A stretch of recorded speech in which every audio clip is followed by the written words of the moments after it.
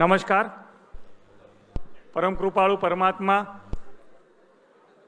પરમસદેવ મારતી ભગવાન પરશુરામ અને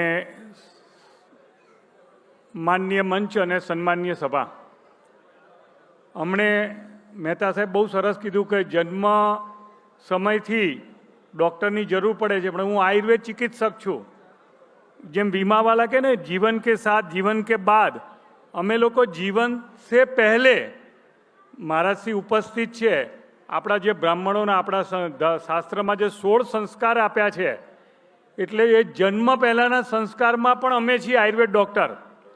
અને જ્યારે આપણે એવું કહીએ કે એક બાળકનું વ્યક્તિત્વ સુધારવું હોય કે એને સજ્જન બનાવવો હોય કે સારો નાગરિક બનાવવા માટે આપણે સંઘ અને આપણી વિચારધારા કામે લગાડીએ છીએ, પણ બાળક પૃથ્વીમાં આવે એ પહેલાં બધાને ખબર નથી હોતી કે આપણે એવું માનીએ કે બોર્નવિટા પીવડાવો કે પર્સનાલિટી ડેવલપમેન્ટ કે સારી સ્કૂલમાં મૂકીને એની બુદ્ધિ ડેવલપ કરીએ છીએ. અભિમન્યુ અને પ્રહલાદનું ઉદાહરણ બહુ સ્પષ્ટ છે કે બાળકના જન્મ સમયે 85% બ્રેન ડેવલપ થઈ જાય છે. બાકીનું 15% બ્રેનમાંથી 10% બ્રેન 3.5 વર્ષ સુધીમાં ડેવલપ થાય છે. બાકીનું 5% બ્રેન આખી ડોંકી મંકી કાર્યક્રમ છે. અહીંયા બધા વિદ્વાનો બેઠા છે. ચાર્ટર્ડ એકાઉન્ટન્ટ MBBS ડૉક્ટર બની શકે, MBBS ડૉક્ટર વકીલ બની શકે, ખાલી એની ટ્રેનિંગની વાત છે. પણ મહત્ત્વની વસ્તુ બ્રેન એ માતૃ જ અવયવ છે. એટલા માટે આપણે હિન્દુ સંસ્કૃતિમાં સ્ત્રીને મહત્ત્વ આપ્યું છે. પુરુષ ગમે તેટલો બુદ્ધિશાળી હશે, પણ જો સ્ત્રી નબળી હશે માનસિક રીતે, તો એનું બાળકની બુદ્ધિ નબળી આવશે.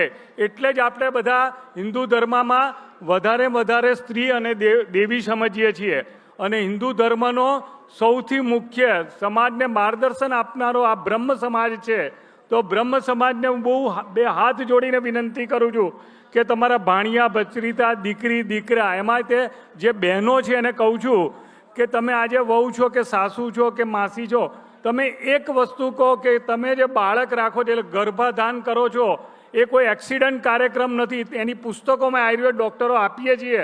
કોઈને લગ્ન પ્રસંગે આપવું હોય ને તો આ પુસ્તક આપજો કે બાળકનું જ્યારે ગર્ભાધાન થાય ત્યારે ગર્ભ સંસ્કાર કરાવો, પછી એ બાળક વિવેકાનંદ જેવું 100% થશે અને પ્રહલાદ જેવું થશે, અભિમન્યુ જેવું થશે. તો ગર્ભ સંસ્કાર ત્યાર પછી બાળકનો જન્મ થાય એટલે સુવર્ણ પ્રાશન આપો. કારણ કે જો સોનું પહેરવાથી પણ ફાયદો થતો હોય, અહીંયા મારનું ભાવ છે એટલે જરા 2 મિનિટ વધારે લઈશ, કારણ કે મને એક સામતા વકીલ ચાર્ટર્ડ એકાઉન્ટન્ટ બધા મળી ગયા છે અને આ બહુ સમાજના મોટા. જો સોનું આપણે એટલા માટે પહેરીએ છીએ, સોનું આપણું તાકાત છે. હું ભણતો હતો ને ત્યારે મને કે આપણે બહુ નોટો છાપી દઈએ તો આપણે બધાનો 10,000 ને બદલે 1 લાખ પગાર કરી દઈએ. પછી ખબર પડી કે ના છપાય ભાઈ, દેશ પાસે જેટલું સોનું હોય એટલી જ તાકાત કરી શકાય. એટલે ખ્યાલ આવ્યો. એમ અમે એવું કહીએ છીએ કે તમારું લોકરમાં પડેલું સોનું કોઈ કામ ના કે, તમારા લોહીમાં સોનું જવું જોઈએ. અને લોહીમાં સોનું મોકલનારા અમે લોકો બેઠા છીએ, આયુર્વેદ ડૉક્ટરો છીએ. જે અનાજ ખેતરમાં ઉગે છે એ ઘઉં છે, ચોખા છે, બાજરી છે, આપણે ડાયરેક્ટ ખાઈ શકીએ છીએ. એની રોટલી દાળ ભાત કોણ બનાવી આપે છે? માં બનાવી આપીએ છીએ. તો અમે આયુર્વેદ ડૉક્ટર સોનામાંથી સોમનાની ભસ્મ બનાવી અમે તમારી માં છીએ. અમે ચોક્કસપણે એવું કહીએ છીએ કે માત્ર સુવર્ણ વખતે થોડું સોન છોકરાના ના આપો. તમને 50 વર્ષ થાય એટલે એકલી બ્રાહ્મી ન લેશો, એકલી અશ્વગંધા ન લેશો, એકલી સતાવરી, પણ સુવર્ણયુક્ત લેજો. અને હું તમને ગેરંટી આપું કે તમે 40 વર્ષથી સુવર્ણયુક્ત વર્ષમાં 90 દિવસ દવા લેશો અને 100 વર્ષ જીવશો ને તોય 2 તોલા સોનું જેટલો ખર્ચો નહીં થાય. 2 તોલા સોના જેટલું, અને પછી તમારું 100 તોલા સોનું લોકરમાં પડ્યું રહેશે. સુવર્ણનો બહુ જ મોટો ઉપયોગ અમે રસ વૈદો છીએ. નાગાર્જુને કીધું છે કે રસ ભસ્મથી હું આ દેશને ખૂબ જ મોટો ધનિક બનાવી દઈશ. આપણે બધા ગાંડા થઈ ગયા છે, સોના અને બધું રોકીએ છીએ. આપણે ચાંદીના ગ્લાસ શોકેસમાં મૂકીએ છીએ, લોકરમાં ચાંદીના ગ્લાસમાં દૂધ પીવડાવીએ. ગર્ભિણી સ્ત્રી જો ચાંદીના ગ્લાસમાં દૂધ પીવડાય તો એનો બાળકનું મન સ્થિર થાય. તો આવી બધી થોડી ઘણી નાની બાબત હતી. મેં જરા ટૂંકમાં વાત કરી છે, મને સમયની મર્યાદા છે, પણ આપ લોકોએ મને સાંભળ્યો ખૂબ હાથ જોડીને વિનંતી કરું છું.